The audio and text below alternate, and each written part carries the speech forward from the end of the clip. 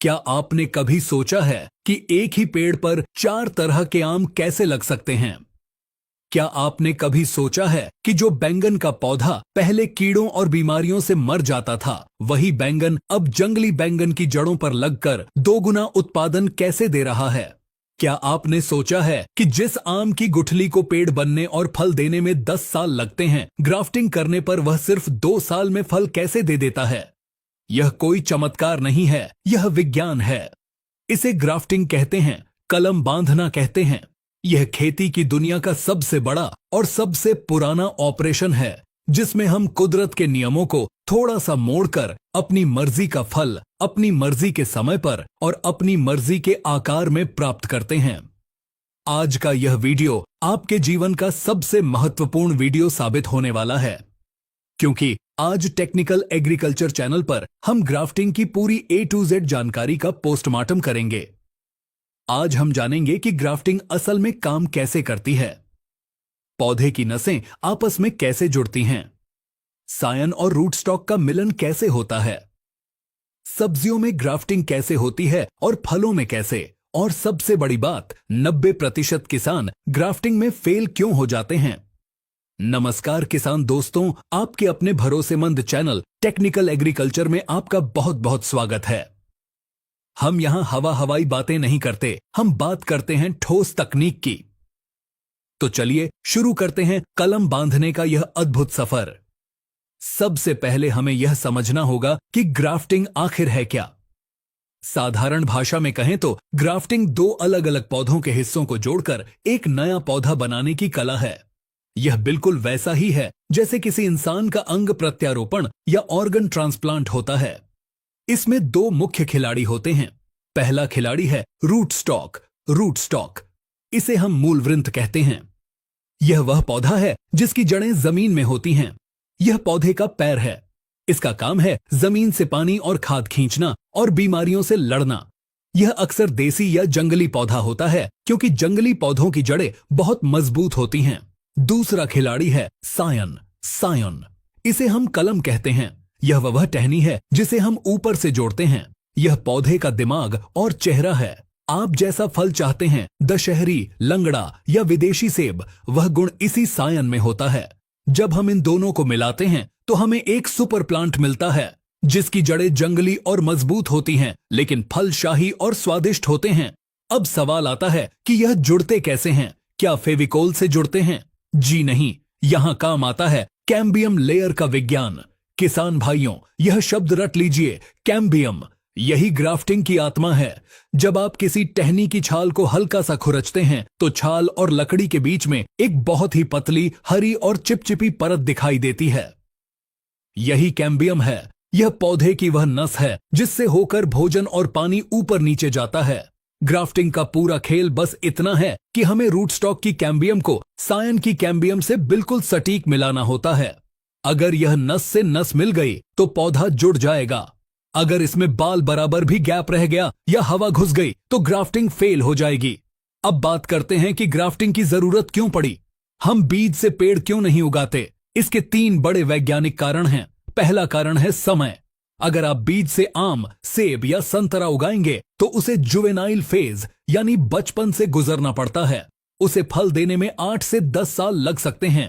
लेकिन अगर आप एक पुराने फल देने वाले पेड़ की टहनी सायन लेकर ग्राफ्टिंग करते हैं तो वह टहनी मैच्योर यानी वयस्क होती है। उसे पता है कि फल कैसे देना है, इसलिए ग्राफ्टिंग वाला पौधा 2 से 3 साल में ही फल देना शुरू कर देता है। दूसरा कारण है शुद्धता। बीज का कोई भरोसा नहीं होता। अगर आप दशहरी आम की गुठली बोएंगे तो जरूरी नहीं कि उससे उगने वाला पेड़ दशहरी जैसा ही मीठा हो। उसमें परागण यानी क्रॉस पॉलिनेशन के कारण गुण बदल जाते हैं। लेकिन ग्राफ्टिंग में हम उसी पेड़ की टहनी लेते हैं जो हमें पसंद है, इसलिए उसका फल 100% वैसा ही होता है। इसे हम ट्रू टू टाइप कहते हैं। तीसरा और सबसे बड़ा कारण है बीमारियां। आजकल टमाटर, बैंगन और मिर्च में जड़ की बीमारियां जैसे विल्ट और निमाटोड बहुत आती हैं। हाइब्रिड किस्में कमजोर होती हैं और मर जाती हैं।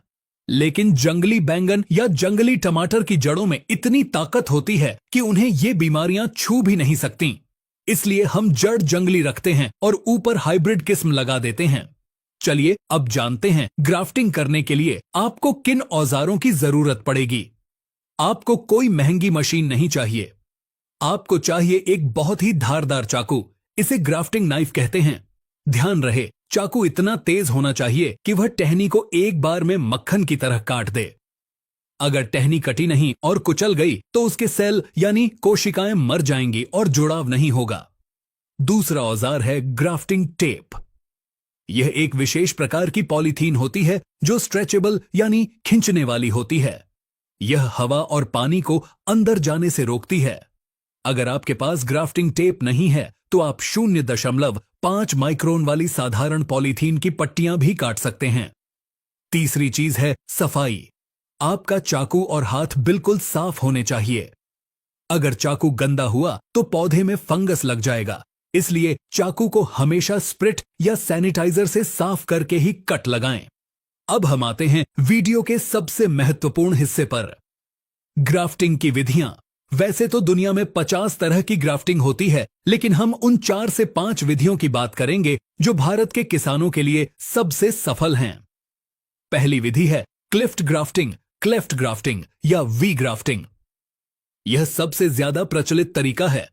इसमें हम रूट स्टॉक, नीचे वाले पौधे को जमीन से लगभग 6 से 8 इंच ऊपर से सीधा काट देते हैं। फिर उसके ठीक बीचों बीच चाकू रखकर नीचे की तरफ 1 से 2 इंच का चीरा लगाते हैं। अब रूट स्टॉक का मुंह 2 हिस्सों में खुल जाता है। इसके बाद हम सायन, ऊपर वाली कलम को लेते हैं। सायन के निचले हिस्से को हम चाकू से दोनों तरफ छीलकर एक वी आकार या पच्चर वेज जैसा बना लेते हैं। अब इस वी शेप की सायन को रूट स्टॉक के चीरे में फंसा देते हैं। यहां सबसे बड़ी सावधानी क्या है?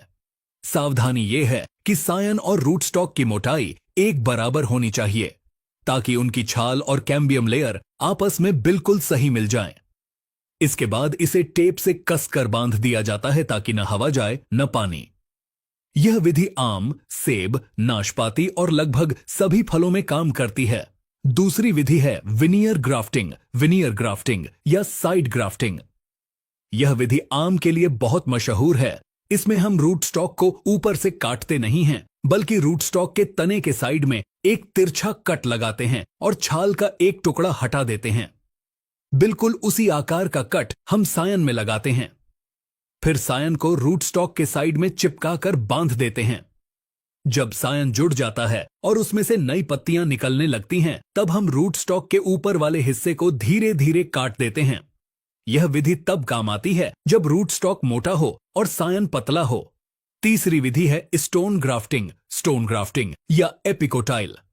यह आम की गुठली उगने के तुरंत बाद की जाती है।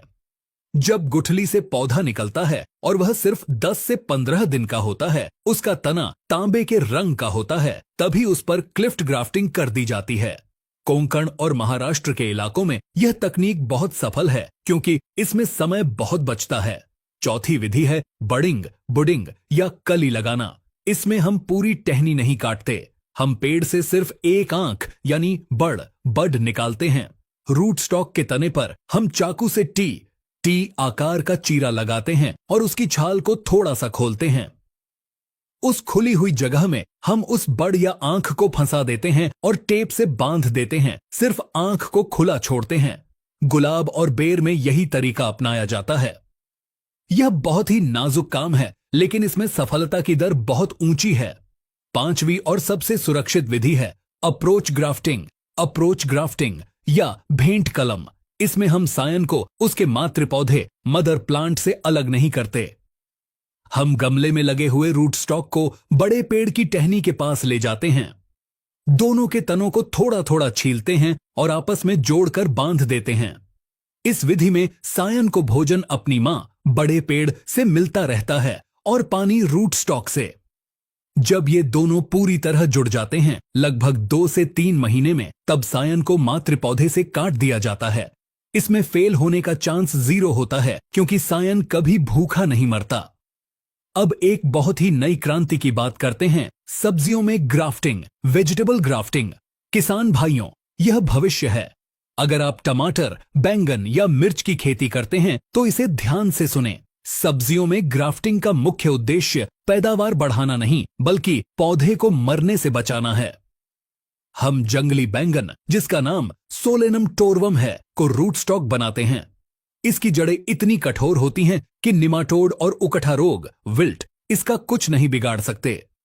जब जंगली बैंगन का पौधा और हाइब्रिड टमाटर / बैंगन का पौधा 20 से 25 दिन का हो जाता है और तने की मोटाई माचिस की तीली जैसी हो जाती है, तब हम ग्राफ्टिंग करते हैं। इसमें हम रूट स्टॉक को 45 डिग्री के कोण पर तिरछा काटते हैं और सायन को भी उसी कोण पर, फिर दोनों को मिलाकर एक छोटी सी सिलिकॉन क्लिप या रबर की ट्यूब से जोड़ देते हैं। लेकिन सब्जियों की ग्राफ्टिंग में सबसे बड़ा खेल हीलिंग यानी घाव भरने का है। ग्राफ्टिंग के तुरंत बाद इन नन्हे पौधों को एक अंधेरे कमरे में या हीलिंग चैम्बर में रखना पड़ता है, जहां नमी 90% हो और धूप बिल्कुल न हो। 3 से 4 दिन तक इन्हें अंधेरे में रखा जाता है, फिर धीरे धीरे रोशनी दिखाई जाती है। अगर आपने तुरंत धूप में रख दिया तो पौधा 1 घंटे में सूख जाएगा। अब बात करते हैं कि ग्राफ्टिंग करते समय और उसके बाद क्या सावधानियां रखनी चाहिए, क्योंकि मेहनत तो सब करते हैं, लेकिन रिजल्ट सबको नहीं मिलता। पहली गलती जो किसान करते हैं, उल्टी कलम बांधना। हमेशा याद रखें, सायन में जो आंखें, बड्स होती हैं, उनका मुंह हमेशा ऊपर यानी आसमान की तरफ होना चाहिए। अगर आपने गलती से कलम को उल्टा नीचे मुंह करके जोड़ दिया तो वह कभी नहीं पनपेगी, क्योंकि पौधे में रस का बहाव नीचे से ऊपर होता है। दूसरी गलती, गैप रह जाना। जब आप टेप बांधते हैं तो उसे इतना कसकर बांधना है कि दोनों कटी हुई सतहों के बीच हवा की जगह न बचे। अगर हवा रह गई तो वहां फंगस लग जाएगा और जोड़ काला पड़कर सूख जाएगा। साथ ही टेप इतना टाइट होना चाहिए कि बारिश का पानी अंदर न घुस सके। एक बूंद पानी भी आपकी मेहनत पर पानी फेर सकता है। तीसरी गलती, सायन का चुनाव। सायन हमेशा ऐसे पेड़ से लेनी चाहिए जो स्वस्थ हो, जिसमें कोई बीमारी ना हो और जिसने पिछले साल अच्छा फल दिया हो। सायन की टहनी गोल होनी चाहिए, चपटी नहीं, और उसकी मोटाई पेंसिल के बराबर होनी चाहिए।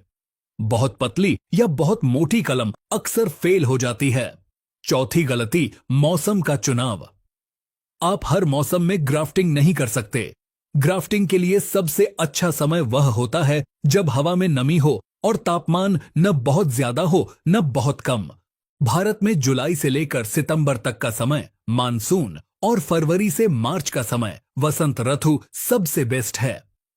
मई जून की भीषण गर्मी में या दिसंबर की कड़कड़ाती ठंड में ग्राफ्टिंग करने से बचें, क्योंकि उस समय पौधे का रस एसएफ फ्लो धीमा होता है। पांचवी गलती, ग्राफ्टिंग के बाद की देखभाल। कलम बांधने के बाद काम खत्म नहीं होता, शुरू होता है।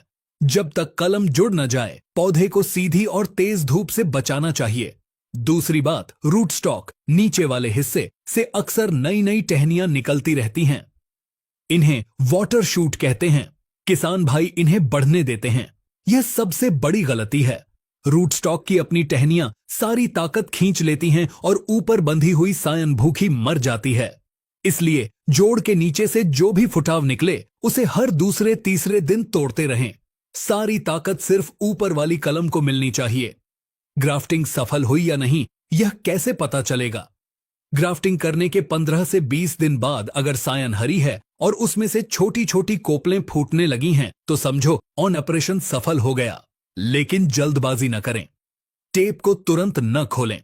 कम से कम 2 से 3 महीने तक टेप को लगा रहने दें, ताकि जोड़ पूरी तरह मजबूत हो जाए। जब तना मोटा होने लगे और टेप तने में ढंसने लगे, तभी उसे ब्लेड से हल्का सा काट कर हटाना चाहिए। तो दोस्तों, यह था ग्राफ्टिंग का पूरा विज्ञान। ग्राफ्टिंग सिर्फ एक तकनीक नहीं है, यह एक कला है। यह आपको ताकत देती है कि आप एक ही पेड़ पर आम, अमरूद और नींबू तो नहीं, लेकिन एक ही परिवार के अलग अलग फल जरूर उगा सकें। आप जंगली बेर की झाड़ियों को कश्मीरी एप्पल बेर में बदल सकते हैं। आप देसी आम के पुराने पेड़ को, जो सिर्फ छाया देता है, उसे काटकर उस पर दशहरी और आम्रपाली की कलम बांधकर अगले साल ही फल ले सकते हैं। इसे टॉप वर्किंग कहते हैं। टेक्निकल एग्रीकल्चर चैनल का उद्देश्य यही है कि आप इन तकनीकों को सीखें और आत्मनिर्भर बनें। नर्सरी से महंगे पौधे खरीदने के बजाय आप खुद अपनी नर्सरी तैयार करें। अगर आप पहली बार ग्राफ्टिंग कर रहे हैं तो हो सकता है कि आपकी पहली 10 कलम में से 5 फेल हो जाएं। लेकिन घबराना नहीं है, अभ्यास से ही महारत आती है। चाकू की धार तेज रखें, हाथ साफ रखें और कैम्बियम से कैम्बियम मिलाते रहें। सफलता जरूर मिलेगी। उम्मीद है कि ग्राफ्टिंग की यह A to Z जानकारी आपको पसंद आई होगी। हमने कोशिश की है कि हर बारीक से बारीक पहलू को आसान शब्दों में आपके सामने रखें। अगर आपके मन में अभी भी कोई सवाल है कि किस फसल में कौन सी ग्राफ्टिंग करें या कौन सा टेप इस्तेमाल करें, तो नीचे कमेंट बॉक्स में जरूर लिखें। हम आपकी मदद के लिए हमेशा तैयार हैं। अगर यह वीडियो आपको ज्ञानवर्धक लगा तो इसे लाइक करें और अपने साथी किसान भाइयों के साथ व्हाट्सएप पर शेयर जरूर करें। अच्छी जानकारी बांटने से खेती सुधरेगी और किसान समृद्ध होगा।